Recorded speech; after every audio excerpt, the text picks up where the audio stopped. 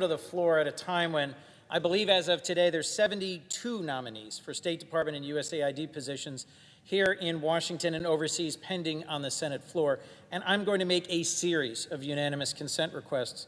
I'm first going to proceed to one to which there will likely be one objection, then give a few minutes of remarks, and then proceed to additional ones.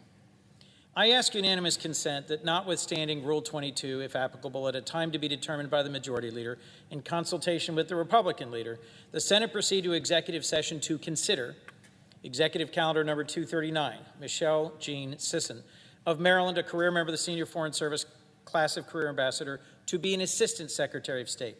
That there be 10 minutes for debate equally divided in the usual form on the nomination, that upon the use or yielding back of time, the Senate proceed to vote without intervening action or debate on the nomination, that if the nomination is confirmed, the motion to reconsider be considered made and laid upon the table, that no further motions be in order on the nominations, that the President immediately be notified of the Senate's action, and the Senate then resume legislative session.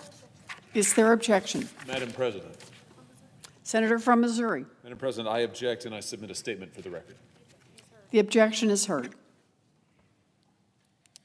Madam President, at a time when we need senior people to help our country deter adversaries, advance our interests, and secure our values, it is important that all the nominees currently waiting on this floor be confirmed.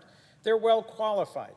8 of them would serve under the jurisdiction of my subcommittee on the Senate Foreign Relations Committee in various multilateral organizations and in economic and energy policy.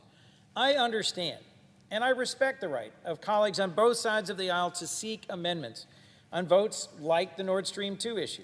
I, for one, would be happy to vote on additional subjects around foreign policy and national security, and I pushed for additional votes during the National Defense Authorization Act floor process. These national security issues are important, and this chamber owes to the American people robust debate. But we also need to provide advice and consent on any president's nominees in a purposeful and timely manner.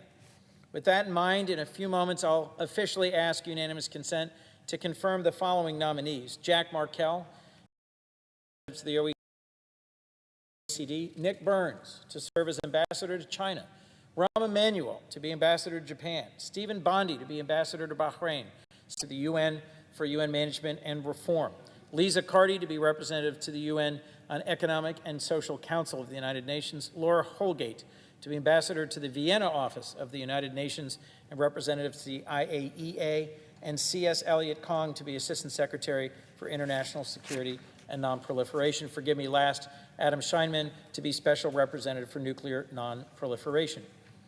I'm going to be asking UC for all of these because they are critical to our foreign policy and our national security.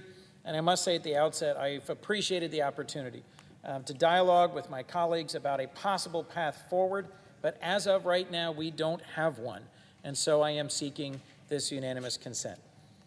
Principal among the many nominees I just spoke about is my dear friend Jack Markell, and I'd like to turn to my colleague, also from the state of Delaware, for a few minutes of remarks about this wonderful public servant we have both known for decades.